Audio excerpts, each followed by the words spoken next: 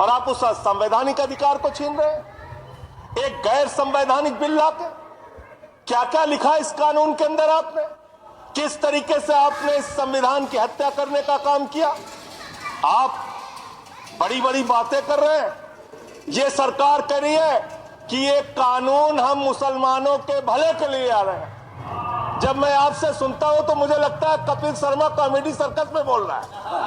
आप मुसलमानों का भला कर रहे हैं, आप मुसलमानों का भला कर रहे हैं।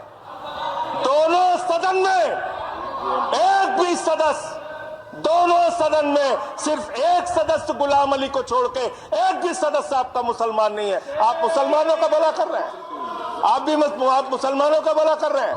पूरी सरकार में एक मंत्री आपका मुसलमान नहीं है, आप मुसलमानों का भला कर रहे हैं। दो नेता अपने घरों में आपने बैठा दिया, मुख्तार अब्बास नकवी, शाहनवाज हुसैन, दोनों की राजनीति आपने खत्म कर दी। आप मुसलमानों का भला कर रहे हैं, आप मुसलमानों का भला कर रहे हैं, आप मुसलमानों का भला कर रहे हैं। अरे सुनना सीखो पहले। मान्यवर, मैं इनके इस कानून में क्या क्या लिखा हुआ है, क्या क्या कहा है इन्होंने। बैठ जाए कृपया, गुलाम अली बैठ जाए। धार्मिक संपत्तियों को ये बिल कब्जा करने से और धार्मिक संपत्तियों को कब्जा करने के लिए सदन में इतनी शांति है कि आराम से आप बोलोगे। आराम से बोल रहा हूँ सर। आप बैठे हैं तो आपको देख के वैसे ही आराम आ जाता है। आपको देख के मैं वैसे ही आराम में रहता हूँ सर। आप जब है आपका संरक्षण है तो आराम से ही बोल रहा हूँ। बोलिए। मान्यवर, धार्मिक संपत्तियों को कब्जा करने की एक कोशिश है। इसलिए इस बिल पर न हिंदू को खुश होना चाहिए, न सिख को खुश होना चाहिए, न ईसाई को खुश होना चाहिए, न जैन को खुश होना चाहिए, न बौद्ध को खुश होना चाहिए, क्योंकि नंबर सबको आएगा। और आज वक्फ की संपत्तियां कब्जा करके आप अपने दोस्तों को देंगे, कल गुरुद्वारे की संपत्तियां कब्जा करके आप अपने दोस्तों को देंगे, फिर चर्चों की संपत्तियां कब्जा करके आप अपने दोस्तों को देंगे, फिर बौद्धों की संपत्तियां कब्जा करके आप अपने दोस्तों को देंगे, फिर जैनों की संपत्तियां कब्जा करके आप अपने दोस्तों को देंगे, फिर मंदिरों की जमीनें कब्जा करके आप अपने दोस्तों को देंगे।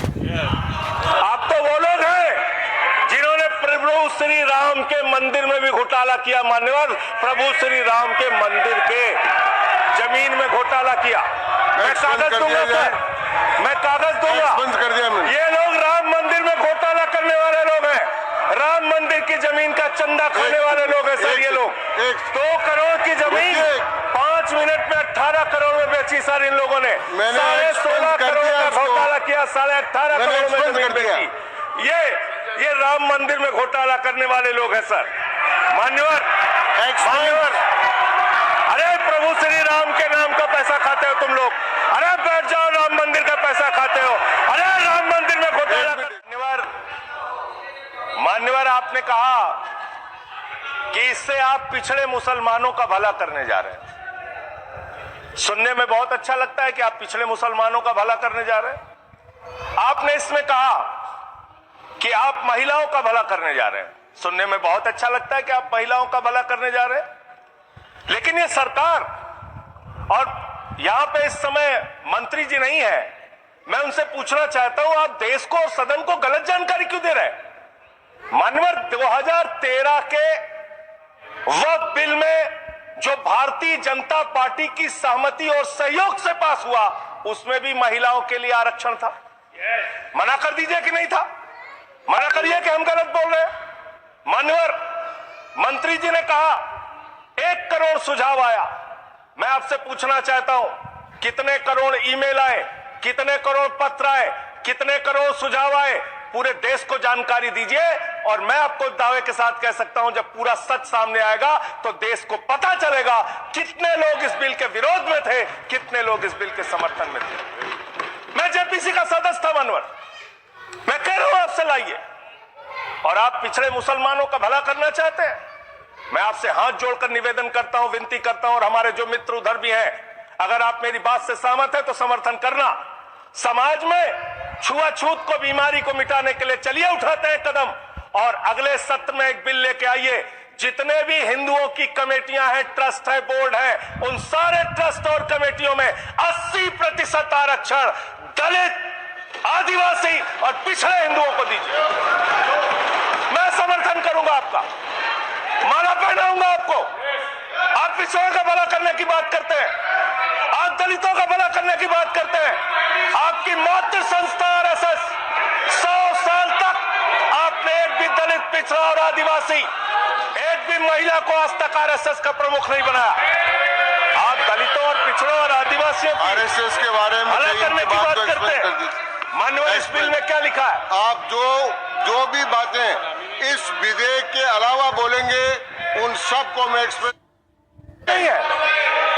क्या ये सच नहीं है? सर मेरा टाइम रोका जाए और सर बिल के बारे में बात करते हैं। माननीय मंत्री जी ने कहा आज आप इस बिल को पास कर रहे हैं, आज आपका सीना चौड़ा हो रहा है, आपको लग रहा है एक धर्म के अधिकार को आप छीन रहे हैं। नहीं, कल को आप सभी धर्मों की धार्मिक संपत्तियां छीन के आप अपने दोस्तों का देने का काम करेंगे। मैं फिर इसको दोहरा रहा हूं और फिर इसको कह रहा हूं कि आप ये करेंगे, धार्मिक संपत्तियों के कब्जा करने का काम करेंगे। और किसी गलतफहमी में मत रहिए। आपको लोकसभा के चुनाव में मात्र 36% वोट मिला है। इस देश की 64% आबादी आज भी आपके खिलाफ है, आज भी आपके खिलाफ खड़ी है। किसी गलतफहमी में मत रहिए। बड़ी बड़ी सत्ता उखड़ गई और चली गई। मान्यवर, आपने इसमें लिखा बिल के अंदर कि वक्फ कमेटी के अंदर गैर मुसलमान इसका सदस्य बन सकता है। आप क्या गुरुद्वारा कमेटी के अंदर गैर सिख को मेंबर बना सकते हैं? क्या ईसाई कमेटी के अंदर गैर ईसाई को सदस्य क्या बौद्धों की कमेटी के अंदर गैर बौद्ध को, क्या जैनों की कमेटी के अंदर गैर जैन को आप मेंबर बना सकते हैं? और इतना ही नहीं, क्या आप हिंदुओं के ट्रस्ट में, मंदिर के ट्रस्ट में आप क्या गैर हिंदू को मेंबर बना सकते हैं? नहीं बना सकते, नहीं बना सकते। आप एक झूठ फैला रहे हैं देश भर में, देश भर में झूठ फैला रहे हैं। आप कह रहे हैं ये मैं पढ़ रहा हूं राम मंदिर का, सर, राम मंदिर ट्रस्ट। झूठ शब्द असंसदीय है, जो असंसदीय शब्द है उनको निकाल दीजिए। सत्य से परे, सत्य से परे। सर ये प्रभु श्री राम के मंदिर का ट्रस्ट, मैं इसका समर्थन करता हूं। नहीं, आप सर मैं इसका समर्थन कर रहा हूं। ये सब्जेक्ट नहीं है सर, समर्थन कर रहा हूं। सुन तो लीजिए, आप कहे से नहीं सुनूंगा। डिस्ट्रिक्ट मजिस्ट्रेट प्रोसीडिंग में नहीं आएगा। सर मेरी बात तो बिल्कुल नहीं आएगा। सर मेरी बात सुन लीजिए। घनश्याम जी प्लीज, चेयरमैन साहब, district magistrate of Ayodhya will be ex officio trustee who will be a practicing Hindu. If the DM is not Hindu, then additional district magistrate will be an ex officio member of the trust. हम इसका समर्थन करते हैं sir. Hindu धर्म के trust में हिंदू को member होना चाहिए, आपने लिखा, हम इसका समर्थन करते हैं। लेकिन आप दूसरे धर्मों के ऊपर कह रहे हैं। कल को आप गुरुद्वारा कमेटियों में कहेंगे सिख नहीं, दूसरे धर्म के लोग इसमें आएंगे। कल को आप जैन कमेटियों में घुसड़ेंगे, बौद्धों की कमेटियों में घुसड़ेंगे। ये बात गलत है, ये पूरी तरीके से गलत है। और आज पूरे देश को आप बताइए, मान्यवर, पूरे देश को आप बताइए, 2009 में आपने अपना घोषणा पत्र जारी किया था, मैनिफेस्टो। ये मैनिफेस्टो आपका लेके आया हूं, ये तो आपका डॉक्यूमेंट है, मेरे घर नहीं बना। इस मैनिफेस्टो में लिखा है इन्होंने कि 2009 के मैनिफेस्टो में लिखा है कि वक्फ की जमीनों पर जो अवैध कब्जे हुए हैं, के.आर. रहमान की कमेटी की रिपोर्ट के हिसाब से हम मुस्लिम धर्म गुरुओं के साथ बातचीत करके उसको खाली कराने का काम करेंगे। कितना दोहरा चरित्र है आपका। आपने कहा वक्फ की जमीनों को खाली कराने का काम करेंगे जिसपे कोई और कब्जा कर रखा है। मान्यवर, एक और बात, सुप्रीम कोर्ट के अंदर आप कह रहे हो कागज चाहिए, कागज चाहिए। मंत्री जी ने कहा कागज चाहिए। मंत्री जी, आपको कागज की बहुत जरूरत होती है, कागज आपको चाहिए। आपकी सरकार ने 2020 में, ये पूरे देश को देखना चाहिए, पूरे देश को सर, 2020 में मैं जेपीसी का मेंबर था, एक कागज वहां मिला। मैं 2020 में सुप्रीम कोर्ट में सर आप मेरी बात नहीं आ रही सर मेरी बात नहीं आ रही। 2020 में मान्यवर इस भारत की सरकार ने, मोदी जी की सरकार ने शपथ पत्र दिया सुप्रीम कोर्ट में। से क्या लिखा हुआ है? 99% वक्फ की संपत्तियां डिजिटाइज हो चुकी हैं। मुख्तार अब्बास नकवी साहब आपके मंत्री थे, उनका बयान है 100% वक्फ की संपत्तियां डिजिटाइज हो चुकी हैं।